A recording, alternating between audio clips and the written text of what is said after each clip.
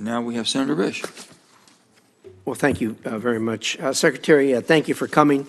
As you know, the federal government owns 2 out of every 3 acres in Idaho, 67%. So it's always interesting to meet with a person who's actually has more to say and more control over our lands than Idahoans do. So thank you for coming. I want to focus on one thing today, one thing and one thing only, and that is the Lava Ridge Wind Turbine Project in Idaho. Have you heard of it? Okay. You heard of it because Congressman Simpson, Congressman Fulcher, twice this year have raised it with you in hearings. Is that right? I think I got it, but that's okay. Yes, I believe so. And they told me that at that time you didn't know anything about it, but that you were going to look into it. Is that a fair statement? Yes, I suppose. Okay. So what have you found out? Thank you, Senator. And You don't need to thank me. Just answer the question. well, thank you for the question. Well, The BLM has been engaged with stakeholders, including the state, local, counties, grazing permittees, tribes, and other federal agencies early on in the process. It's coordinated with the Idaho Resource Advisory Council and the Lava Ridge Wind Project, our RAC committee, subcommittee, and the BLM has also coordinated with DOI's Collaborative Action and Dispute Resolution staff to engage stakeholders with ties to the Minidoka Historical Site. that's great. What did you find out with all this coordination and discussion and meetings? We're going to continue to engage. No. What did you find out? Well, I think the conversations are ongoing, Senator. Well, what did you find out so far? Nothing? The conversations are ongoing. What did you find out so far? I don't have a complete readout of all the meetings. Give me an incomplete readout. What did you find out so far? Well, I think they're gaining insight into how the community feels and what they have to say. And what have you found out so far? Senator, I'm happy to update you as the All right. time goes. Let me help you out here. So try to get you some information on this. Do you know how many acres are involved in this? I beg your Do you pardon? know how many acres are involved in this? I don't have the number of. 146,000 acres. You consider that a fairly significant piece of real estate? I think 146,000 acres is a large acreage, yes. It is.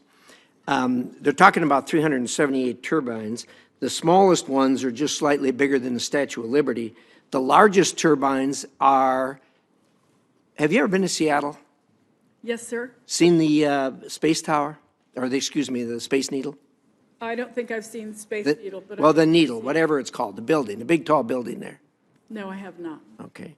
Well, the largest turbines will be 100 feet taller than this structure in Seattle. Right now I know the administration is interested in renewable energy, and I think everybody in Congress is also. This will turn out about 1,000 megawatts of power. Idaho already puts out 75% of its energy generated using renewable power. And it's a combination of a number of things, falling water, nuclear, and other things. It's stunning to us that you would think of 144,000 acres for 1,000 megawatts. And let me tell you why. We're in the next 24, 36 months, we're going to be turning on 3 small modular reactors, 36 acres.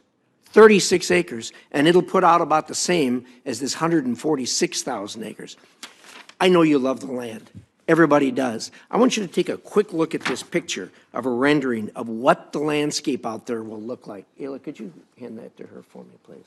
And I want you to look at this closely. Look at the horizon where you can see these structures coming up, and tell me if that's your vision of what public lands should look like. And by the way, that's a view from the Minidoka Historical Site. Do you know what the Minidoka Historical Site is? I have not been there, Senator. Do you know what it is? It's an historical site. Well, let me tell you what it's a historical site for. It was one of the detention sites during World War II for Japanese people, of which we have a significant population in Idaho. This land means a lot to them. This is what it looks like from there.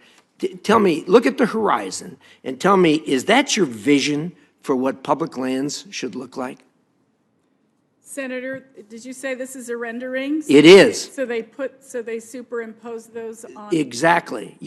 By looking at that, you can stand at the historical site and look to the horizon and see what our public lands will look like on this 146,000 acres, as much as is that your vision of what public lands should look like?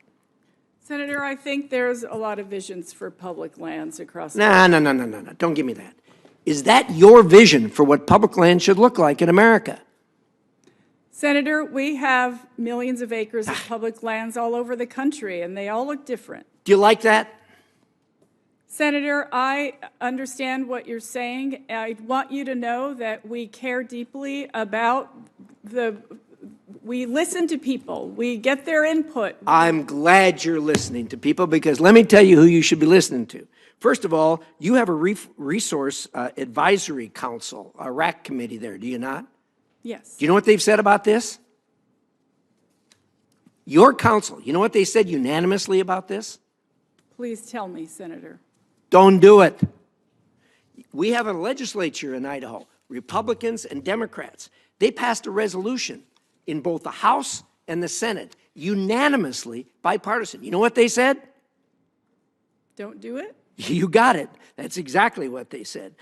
There's a resolution by the 7 Idaho counties that are involved in this. All 7 of them passed a unanimous resolution. You know what they said?